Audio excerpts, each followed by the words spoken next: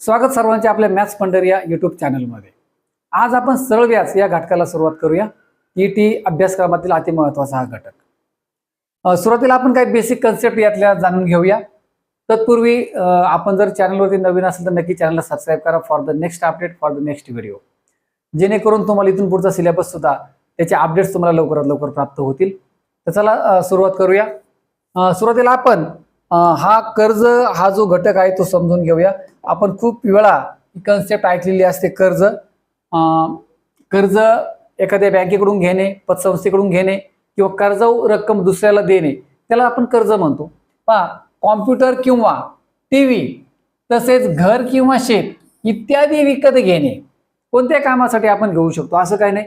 इथे for example काही समजा कॉम्प्युटरचं एक्झाम्पल घेतले, टीव्हीचं घेतलंय, आपण कोणत्या गोष्टीसाठी कर्ज घेऊ शकतो किंवा एखाद्याला कर्ज देऊ शकतो।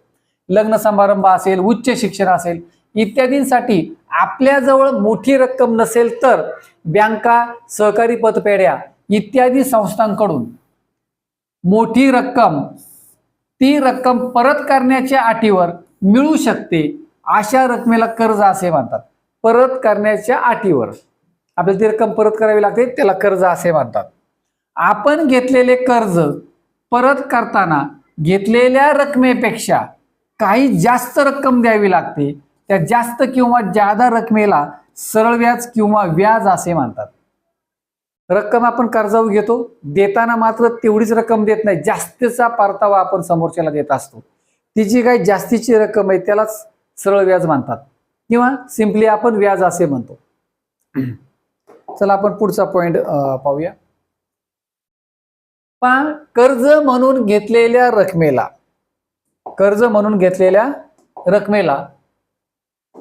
काय म्हणतात? मुद्दल असे म्हणतात। जी रक्कम आपण कर्जावर घेतो किंवा समोरच्याला आपण एखादी रक्कम त्याला उसनी देणे म्हणतो किंवा कर्जावर देणे म्हणतो, त्याला मुद्दल असे म्हणतात। एखादी रक्कम किंवा मुद्दल ज्या कालावधीसाठी वापरली जाते त्या कालावधीला मुदत असे म्हणतात। सरळ व्याजाच्या लँग्वेजमध्ये त्याला काय म्हणतात? मुदत म्हणतात। व्याजाचा हिशेब करण्यासाठी प्रत्येक वर्षासाठी दर साल प्रत्येक 100 रुपये मुद्दलावर दर शेकडा किती रक्कम व्याज म्हणून द्यावी लागेल त्यालाच व्याजाचा दर असे म्हणतात। दर साल दर शेकडा, दर साल प्रत्येक वर्षाला दर शेकडा 100 रुपयामागे किती व्याज आकारलं जातं त्याला काय म्हणतात? व्याजाचा दर असे म्हणतात। मुद्दल म्हणजे कर्जावर घेतलेली रक्कम, हे तर आपल्याला माहित झालेलं आहे।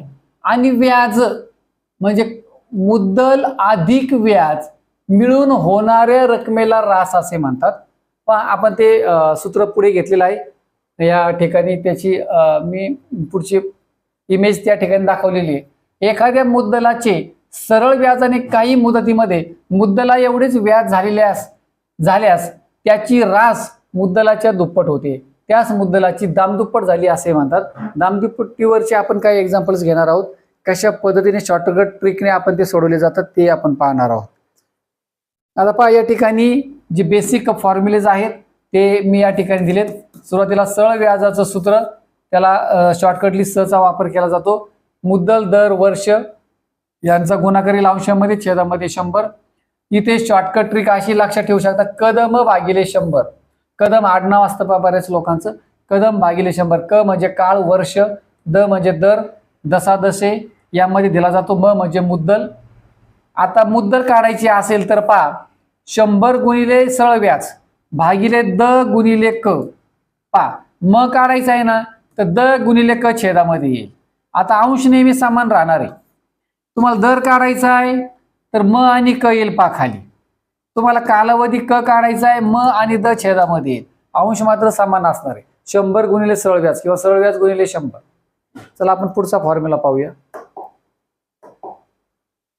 पहा, इथे रास काढण्याचं सूत्र दिले मी।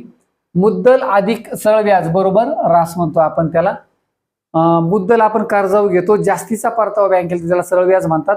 त्यामुळे बँकेला पाठीमागे रक्कम परत करताना घेतलेली मुद्दल अधिक झालेलं व्याज एवढं आपण परत करत असतो, त्यालाच रास असे म्हणतात।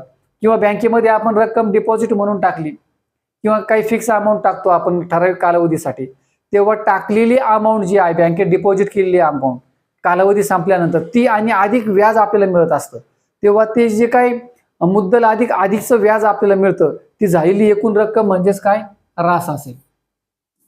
आता सरळ व्याज या ठिकाणचं हे सरळ व्याजावरून आपण सूत्र तयार करू शकतो. मुद्दल इकडे अधिक आहे, इकडे वजा होईल रास वजा मुद्दल. सरळ व्याज बरोबर रास वजा मुद्दल. आणि दुसरं एक सूत्र आपण पाहिलं, कदम भागिले 100 किंवा मदक भागिले 100, इथे गुणाकार असेल. अशी दोन्हीपैकी गरजेनुसार कोणत्या सूत्राचा वापर आपण करू शकतो.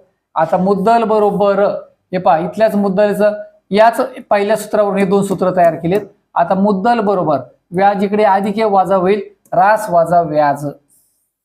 अशा प्रकारचे सूत्र काही बेसिक फॉर्म्युलेज आपण पाहिले. आता आपण एक्झाम्पलला सुरुवात करूया. चला पुढचं एक्झाम्पल नंबर 1. पहिलं एक्झाम्पल, 500 रुपयांचे, आधी आपण दिलेले घटक लिहून टाकूया लगेच. 500 रुपयांचे म्हणजे मुद्दल म दिलाय आपल्याला 500 रुपये. 8% दराने, टक्के किंवा दशादशी शब्द आला का त्याला दर म्हणतात. 8%. पुढे 4 वर्षांचे, याला क म्हणतो कालावधी, 4 वर्ष. आपल्याला विचारले व्याज किती होईल, म्हणजे सरळ व्याज किती होईल, अशा प्रकारचा प्रश्न. आपलं सूत्र मदक. परीक्षेला हे सूत्र पाठ असेल तर लिहिण्याची गरज नाही, हे लक्षात घ्या. फक्त व्हॅल्यू पुट करायचे आणि आन्सर काढायचं. आता या तिन्ही गोष्टी आहेत आपल्याकडे, फक्त काय करायचं, 100 ने भाग द्यायचा आहे. 508 4, 508 4 भागिले 100, हे 2 शून्य गेले, 2 शून्य गेले. 5 8 40, 40 गुणिले 4 160 उत्तर येईन आपलं. सरळ व्याज बरोबर 160. पर्याय क्रमांक 4 उत्तर असेल. एक सरळ व्याजावरचं सुरुवातीच्या बेसिक फॉर्म्युलावरचं एक्झाम्पल. चला आपण आता पुढचं एक्झाम्पल पाहूया. उदाहरण क्रमांक 2 पाहूया आपण. एका रकमेची 5 वर्षात दामदुप्पट होते तर व्याजाचा दशादशी म्हणजे दर किती, अशा प्रकारचा प्रश्न. रक्कम किती असू द्या त्याचा विचार करू नका, कुठे दामदुपटीचं एक्झाम्पल असेल तर.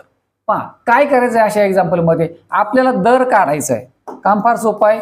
दर बरोबर 100 भागिले काळ, 5 वर्षाचा कालावधी आहे, 5 ने फक्त भाग द्या, 20 उत्तर येईल. 20% आपलं उत्तर असणार आहे, हे लक्षात घ्या.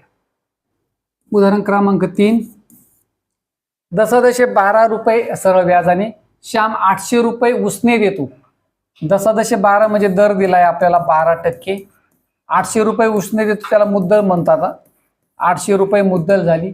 5 वर्षानंतर किती रुपये मिळतील, कालावधी क दिलाय आपल्याला 5 वर्ष.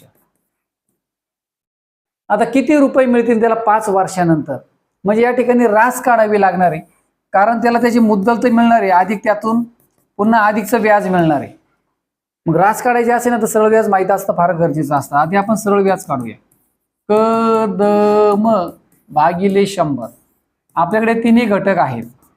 कालावधी आहे 5, दर आहे 12, मुद्दल आहे 800 भागिले 100. 2 शून्य गेले. आता पहा 12 8 96. 96 गुणिले 5 करायचे आपल्याला. 96 गुणिले 5, 5 36 हात 34, 5 9 45 3 48, म्हणजे 480 उत्तर येईल पहा आपले या ठिकाणी. सरळ व्याज झालं 480 रुपये, बरोबर आहे. आता आपण काढूया रास. रास बरोबर प्रिन्सिपल प्लस इंटरेस्ट. आता मुद्दल म्हणतात, प्रिन्सिपल म्हणजे मुद्दल. मुद्दल आहे आपले 800 रुपये आणि इंटरेस्ट काढले आपण 480 रुपये. आता 8 आणि 4 12, 1280 उत्तर येईन आपलं, म्हणजे 5 वर्षांनंतर त्याला 1280 रुपये मिळणार आहेत. आता पर्यायामध्ये 1280 नाही, 1380. मग एक तर प्रिंटिंग मिस्टेक असेल, हे उत्तर असेल आपलं 1280, किंवा 480 पण या ठिकाणी उत्तर आलेले. त्यामुळे थोडंसं संदिग्ध एक्झाम्पल आहे.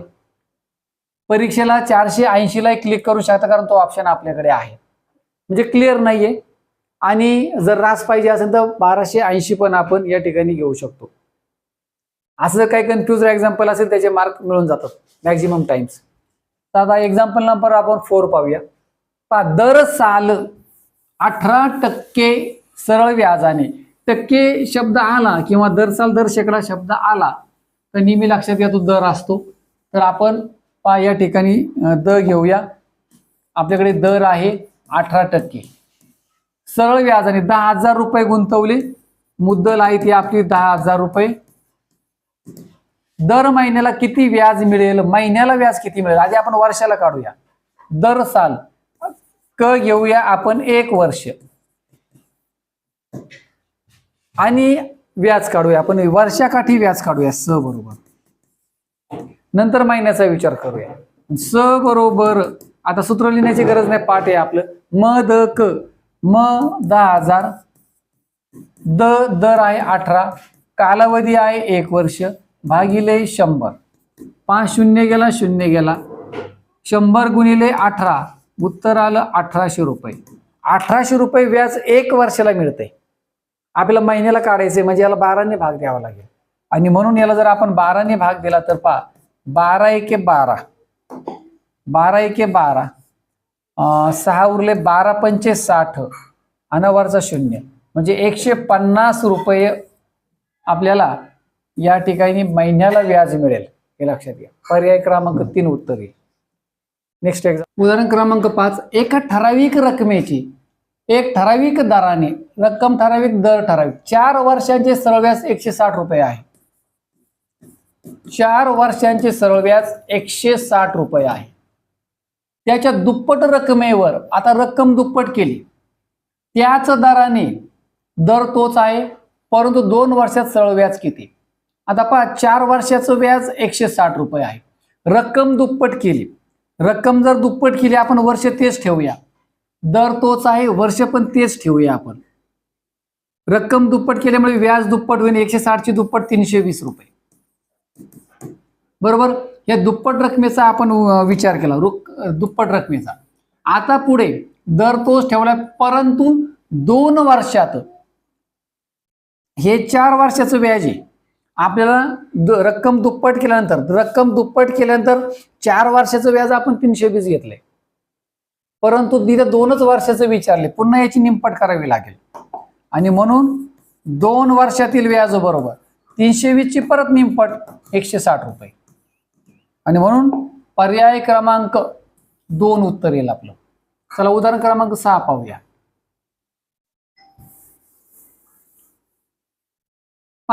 500 रुपयांचे काही दराने 2 वर्षांचे सरळ व्याज 100 रुपये येते. 2 वर्षांचं सरळ व्याज 100 रुपये. तर त्याच मुद्दलाचे म्हणजे 500 रुपये मुद्दलाचे मुद्दल कायम ठेवली, त्याच दराने दरही तोच ठेवलाय. 2 वर्षाचं व्याज 100 रुपये तर 5 वर्षांचं व्याज किती एक्स मानूया. मुद्दल तीच दर तोच. ह्या एक्स ची किंमत काढायची असेल तर 100 गुणिले 5 करून त्याला 2 ने भाग द्या. 100 गुणिले 5 भागिले 2, 500 भागिले 2 बरोबर 250. पर्याय क्रमांक 3 उत्तर येईल आपलं. नेक्स्ट एक्झाम्पल उदाहरण क्रमांक 7. हरीने त्याचा मित्र आशेकडून 4,000 रुपये 2 वर्षांसाठी, मुद्दल आहे आपली 4,000 रुपये 2 वर्षांसाठी, कालावधी आहे 2 वर्ष, व्याजाचा दर 10 असल्यास दर दिलाय आपल्याला 10%. 2 वर्षानंतर अशोकला किती रक्कम परत करावी लागेल म्हणजे आपल्याला रास काढायची आहे बरोबर. रासचं सूत्र काय आहे, मुद्दल अधिक सरळ व्याज, म्हणजे आपल्याला आधी सरळ व्याज काढलं पाहिजे बरोबर आहे. चला आधी आपण सरळ व्याज काढून घेऊया. आय बरोबर किमती टाकूया आपण म द क भागिले 100. म आहे 4,000 रुपये. दर आहे आपल्याकडे 10%, क आहे 2 भागिले 100 बरोबर.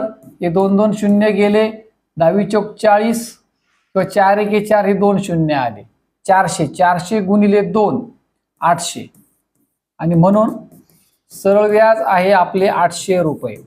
आता आपल्याला काढायची आहे रास. चला आता आपण रास काढून घेऊया.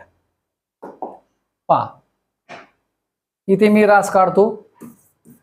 रास बरोबर प्रिन्सिपल प्लस इंटरेस्ट. आता आपलं प्रिन्सिपल आहे किती 4,000 रुपये त्याच्यामध्ये फक्त इंटरेस्ट मिळवा 800, 4800 उत्तर येईन आपलं. पर्याय क्रमांक 4 उत्तर असेल आपलं. पर्याय क्रमांक 4. चला उदाहरण क्रमांक आपण 8 पाहूया आता. दरमहा 1 रुपयावर 2 पैसे. 1 रुपयावर 2 पैसे दरमहा एका महिन्याला.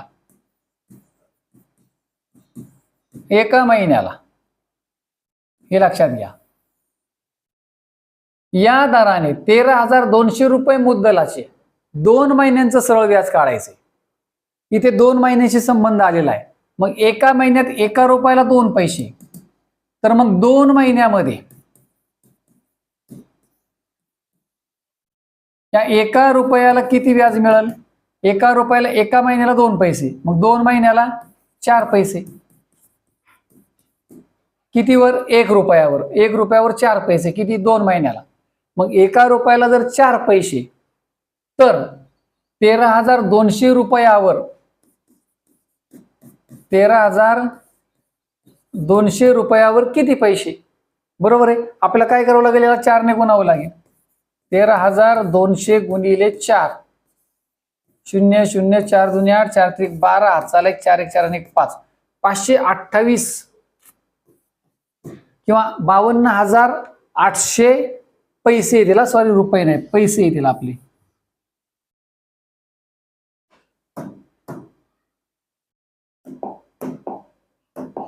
पैसे आपल्याला उत्तर विचारले रुपयामध्ये, ऑप्शन सगळे रुपयामध्ये आहेत. म्हणजे या ठिकाणी काय होईल? याची रुपये करायचे असेल तर या ठिकाणी आपल्याला 100 ने भागावं लागेल. 2 2 शून्य कट होतील. उत्तर येईल 528. पर्याय क्रमांक 4 उत्तर असेल आपलं.